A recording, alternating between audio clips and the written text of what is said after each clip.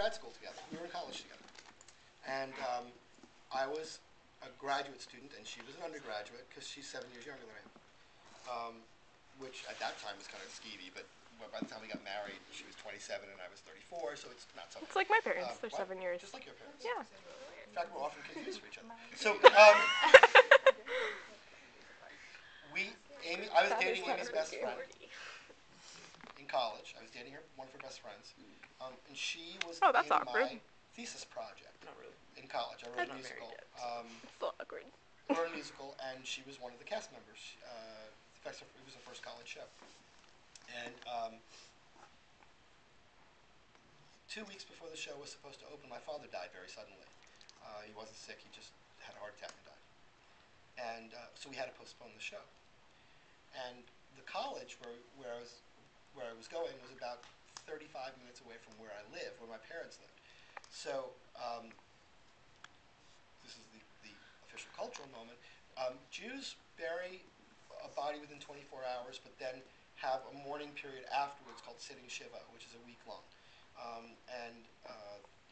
There are all these rituals involved. And basically what happened is, because the cast was so close, we were developing this musical. So my writing partner, Tommy, and I would write the music and the lyrics for all the songs. It was virtually an operetta. It was almost sung all the way through. But the cast would sort of improvise their way from song to song, and then the stage manager and Tommy and I would sit down and edit out their stuff and come up with a script. So it was really kind of built on improvisation, which is cool. So the cast is very close. So they all came out to Staten Island, which is where we were sitting Shiva for my dad, and they were out fairly regularly. And because of that, I think they became closer. We postponed the opening of the show for 3 weeks, after the Shiva ended. So the show actually went up a little over a month long after it should have. But by that point, we'd reworked it, we'd done a bunch of stuff, and the show really did very, very well, which also helped to bind the cast together. We wound up breaking a lot of box office records at the theater we were in, and we actually wound up extending the show an additional week, because we were just selling tickets left and right. It was great. So we all stayed very, very close. And I graduated that year. I graduated with my master's that year. And I left, but I did come back a lot because my best friend was in the show. It was a guy named Andy. And so we all stayed in contact with one another. The 18 cast members, the 2 designers, Tommy, like I said, we'd written 2 shows together in college. And we used to get together at people's houses for parties and whatever else. So now you kind of fast forward. Amy and I were not ever very close. In fact, I was closer with my friend Janet for years than Amy. But we fast forward about 8.5 years, right? So I was teaching in New Jersey, and there was a big theater conference, big teachers' theater conference in Philadelphia, which is where Amy lived. So we had exchanged holiday cards and stuff like that over the years and seen each other at parties. So I called her up and I said, I'm coming to Philly. Why don't we just get together and hang out? Because she grew up in Philadelphia. She knows the city really well. So she, I told her when I was coming in, what hotel I was staying at. She said, that's great. Why don't we let's go out to dinner or something when you first get in. So I got into the hotel.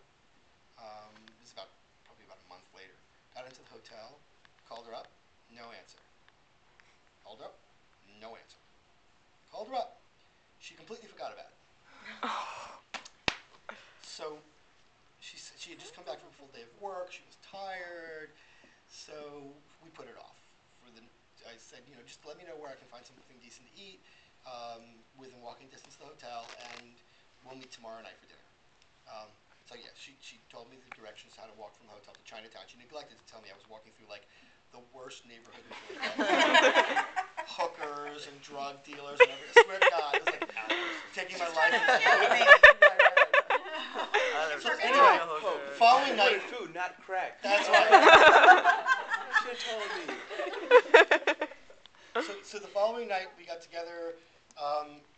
She drove down to the hotel, and we went out for dinner. And then we decided that there was a show that we both wanted to see at Temple University. And over dinner, we just kind of sat and talked forever about the people we'd seen and what had happened to us in the last 9 years, and it had been a long time. And I have to preface this by telling you I was dating somebody at the time, in an odd dating arrangement, because she was a dancer, a professional dancer with a dance company, and she was not around much. So she was on tour a lot, and when she was on tour, we dated other people, and that was fine. We kind of understood that was not, it wasn't an exclusive dating arrangement, but Tammy was still there.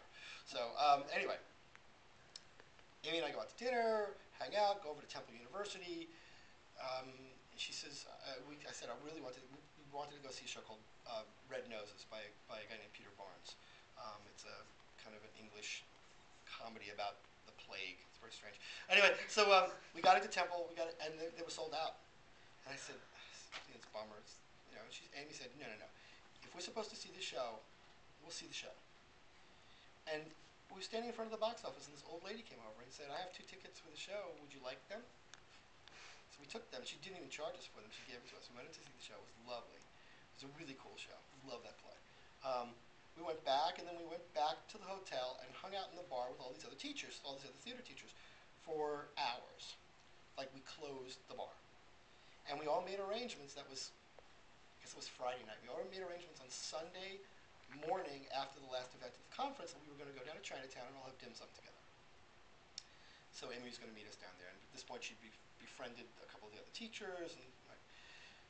So this is February of '89. We'll put it all in context. February of '89, we go out to dim sum. We're hanging out. After it's over, for some bizarre reason, the school booked me a flight from New Jersey to Philadelphia. In case you couldn't drive it. I could have probably walked it. Literally, the plane, it was a half-hour flight. 12 minutes of the plane going straight up, about 3 minutes of the plane going this way, and then that was it. But I needed to get to the airport, so Amy said she would take me to the airport, and she and her friend MJ drove me to the airport, and I said, this is ridiculous. We live like an hour and a half away from each other. We haven't spoken to each other in all these years. We should keep in touch. That's it. That's about as innocent as it gets. I mean, there was no intention of anything serious, romantic, nothing. So that's February, middle of February. In fact, it was President's Weekend. Middle of that March, her best friend, who is an actress in New York, is doing a show. Swear to God, she played a turtle.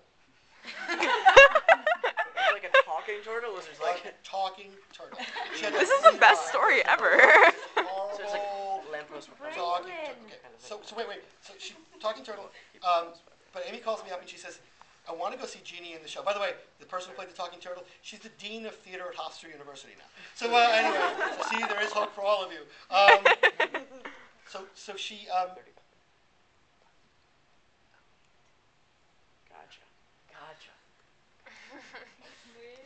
Me, white men come, bring many.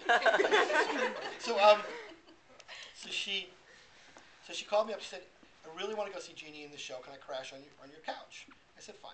I had a roommate at the time, so nothing was going on. And frankly, nothing was going on, because this was Amy Krosky, who I went to college with, who drove me crazy with her chain smoking and her annoyingness and her throwing oranges at one of the cast members she was flirting with. I mean, this is so she comes up. That gets him every time. We go to see the Talking Turtle show. It's the oranges. The Talking Turtle show. We come back from the Talking Turtle show. We stop at this diner on Route 3 in New Jersey, and we hang out. One of my students is a waitress there, so she kind of hangs out with us, and we talk for hours about, like, I don't even remember, talking about the show that we'd done in college, talking about friends, whatever. And then she comes home, and I go to my room, and she goes to the sofa, and that's it. And the next morning, she gets up, she goes back to Philadelphia. And you married. Ta-da. So that